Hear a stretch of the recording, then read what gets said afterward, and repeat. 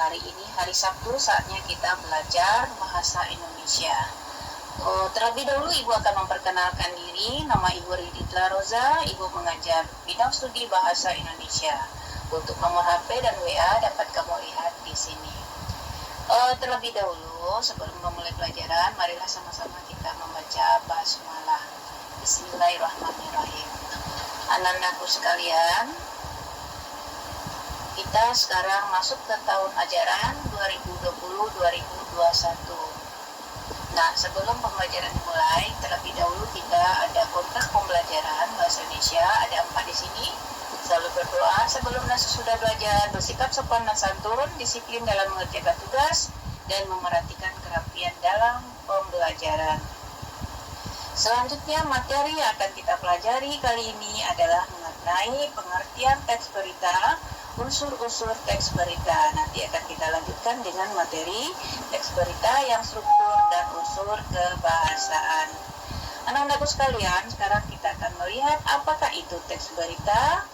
Untuk itu, sebelum memulainya, Ibu akan memperlihatkan sebuah berita. Ya, kamu dapat melihat di sini nanti apa itu berita. Silakan dibaca.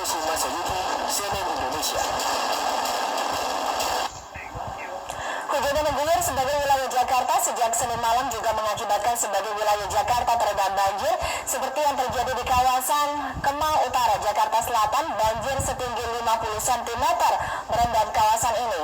Intensitas hujan yang cukup tinggi sejak Senin malam membuat sejumlah kawasan di Jakarta Selatan terendam banjir. Seperti yang bisa Anda saksikan, ini adalah kondisi di kawasan Kemang Utara, Jakarta Selatan, di mana luapan kali Kerukut yang melintas di kawasan Kemang membuat kawasan permukiman elit tersebut terendam banjir.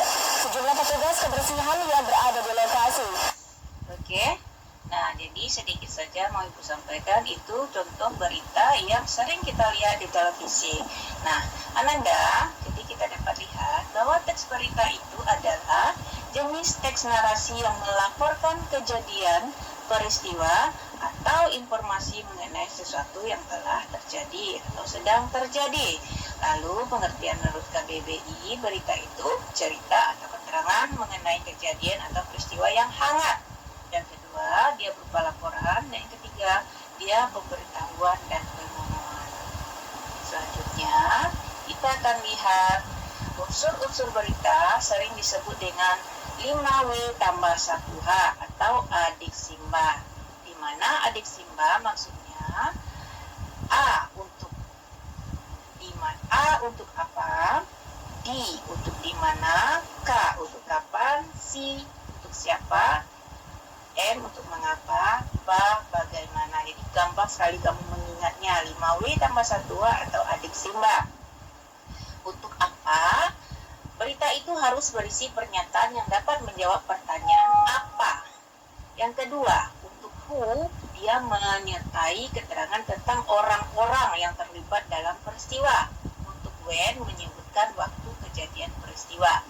Untuk where, dia merupakan tempat kejadian. Untuk why, dia disertai dengan alasan atau latar belakang terjadinya peristiwa.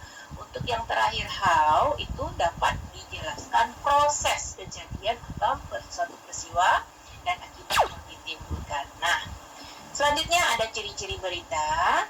Berita itu harus berfaktual. Faktual itu fakta, benar-benar terjadi. Yang kedua ada aktual, nyata. Kalau di sini dia fakta, benar-benar terjadi. Kalau yang aktual dia itu hangat-hangat, ya, yang lagi pembicaraan. Yang ketiga, dia unik atau menarik. Yang keempat, berpengaruh bagi masyarakat luas. Yang kelima, terdapat waktu dan tempat kronologi kejadian. Yang keenam, dia objektif. Yang ketujuh, dia bahasa baku, sederhana, dan komunikatif. Yang kedelapan, dia publisitas atau laporan disajikan ditujukan untuk masyarakat umum. Nah, jadi itu 3 poin yang sudah kita pelajari. Yang pertama apa tadi? Yaitu pengertian teks berita. Yang kedua apa? Ya, unsur-unsur berita yang terdiri dari 5W tambah 1H. Dan yang ketiga, ciri-ciri berita, teks berita. Nah, anak-anak sekalian, untuk pertemuan kita kali ini ada 3 poin ya. Nah, untuk itu silakan kamu rangkum di dalam buku catatan kamu 3 poin tadi dalam bentuk rangkuman atau peta konsep. Nah, sebelum Ibu akhiri, Ibu mau menyampaikan sumber-sumber pembelajaran kita untuk bahasa Indonesia. Yang pertama, kita memakai buku dari perpustakaan, buku cetak perpustakaan. Yang kedua, kita ada LKS untuk mengerjakan tugas-tugas. Nah, untuk materi-materi yang akan Ibu tampilkan ini, Ibu sudah membuat sebuah diktat.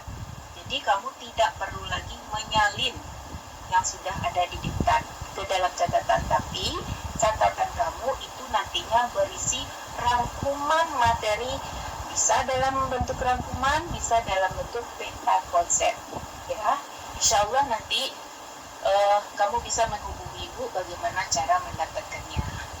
Nah, hanya itu yang dapat Ibu sampaikan. Salah janggal mohon maaf. Wabillahi taufiq wal hidayah. Wassalamualaikum warahmatullahi wabarakatuh.